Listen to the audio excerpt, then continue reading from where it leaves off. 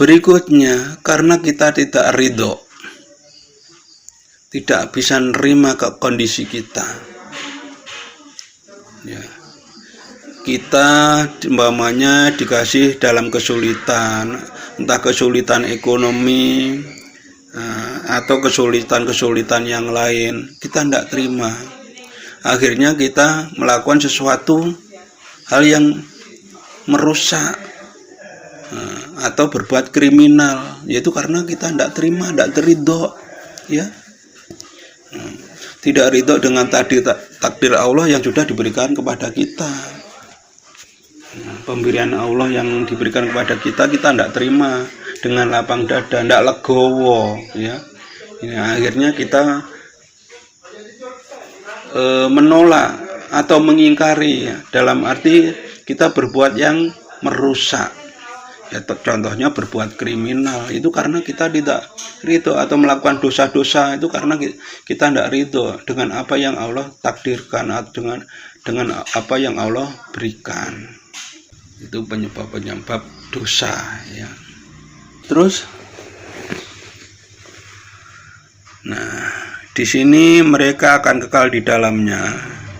Ini dikarenakan yaitu dosa yang dibuat berkali-kali.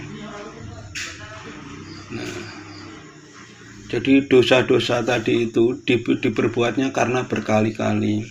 Berkali-kali ini dengan terus-menerus atau jeda, nah itu tetap yang dinamakan berkali-kali. Tidak pernah insaf, walaupun insaf nanti kumat lagi, insaf kumat lagi, dan seterusnya, itu namanya berkali-kali. Nah itu akan mengakibatkan kita ini kekal di dalam neraka, ya, kekal di dalamnya, di dalam neraka maksudnya di situ, kekal di dalam penderitaan itu sendiri, ya. Jadi yang membuat kita kita dosa satu,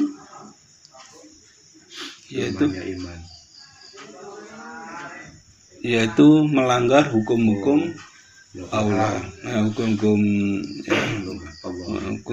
Allah, ya. Hukum Allah, hukum tadi itu hukum Allah, hukum agama, hukum negara, dan hukum sosial. Itu yang kedua yaitu lupa diri, ya. Itu yang ketiga, kita tidak ridho, ya.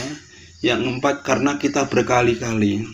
Jadi umpamanya taubat, nah itu taubatnya bohong, bukan taubatan nasuha, bukan, tapi taubat nanti dikerjakan lagi. Nah itu termasuk nanti dikatakan kekal di dalamnya, itu yang semacam itu, ya.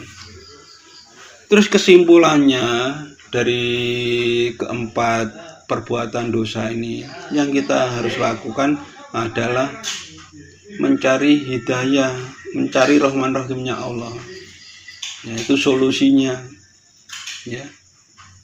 Nah, di dalam mencari rahman rahimnya Allah, di situ juga salah satunya juga menghindari daripada nafsu tadi.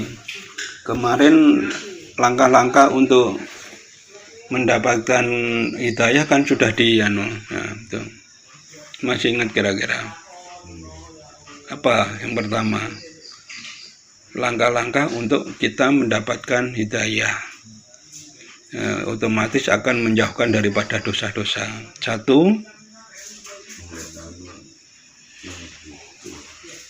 di nomor satu adalah taubat, ya. Terus zuhud, tawakal, ya. Nah, namanya tadabbur itu seperti ini. Tadabbur itu jadi membaca Al-Quran dan menghayatinya.